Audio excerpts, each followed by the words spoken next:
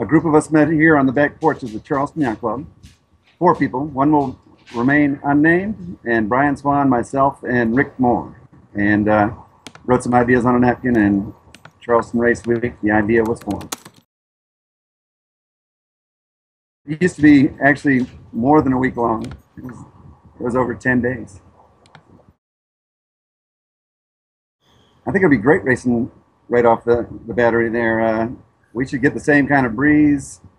I think there'll be a little bit more local knowledge because the current's a little bit different there than what everyone's used to be racing in Race Week. We have a great group of J24 fleet people racing this time, including Tim Healy, world champ, and Chip Till, district champ, Ryan Hamm, past district champ, and 15 to 20 more of them, and that's probably the biggest fleet of local boats. I think we're going to have 6 or 7 local J24s, which I think is great. It's a good fleet for Charleston.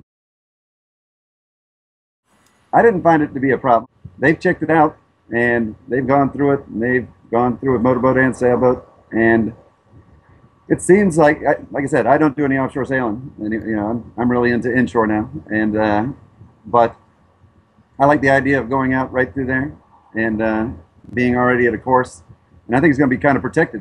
I think it's, depending on the wind direction, some of the courses will feel like you're sailing inshore anyway. Right now, I feel like we're having another, you know, revolution of kids coming out sailing. Yeah, the Charleston Community Sailing's really been instrumental in getting the high school program going, and Jessica Koenig runs that. She's done great with it, and there are now like 9 local high school teams, and each year the teams seem to grow, and the sailing is getting better. We're starting to compete against the Florida guys better than we did in the past, and you know, they're always the one, you know, them and the California people are normally the top ones in the country, and so we need to do as well as we can here so we can compete against them. I may have one of my high school kids that sailed with me a few years ago and is now in college sailing with me, and I think that's great because in the past, most people in high school sailing got out with high school sailing, and that was the end. So there'll be some of that for sure. As far as high school kids that are still in high school, there's probably 4 or 5 kids out in Charleston that'll be there, and heck, hopefully some of the people that come in from out of town are high school kids too.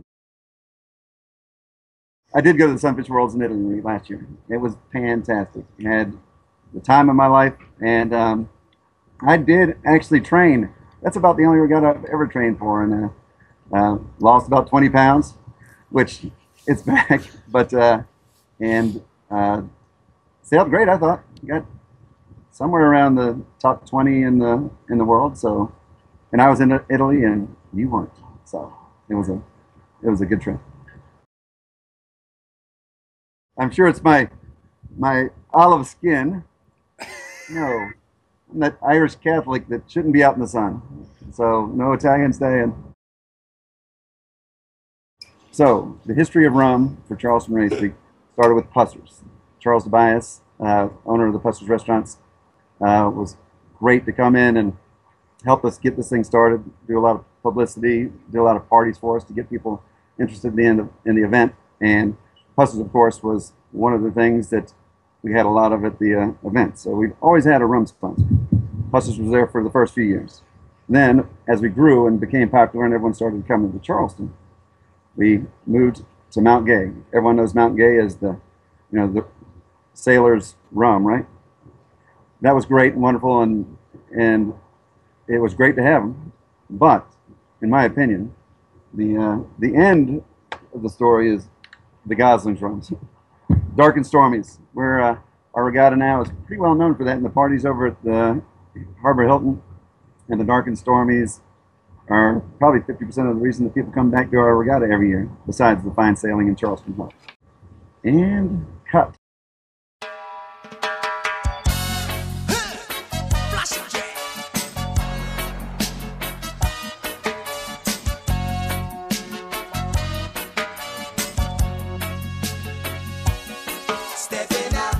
Come on. Come get a little Southern.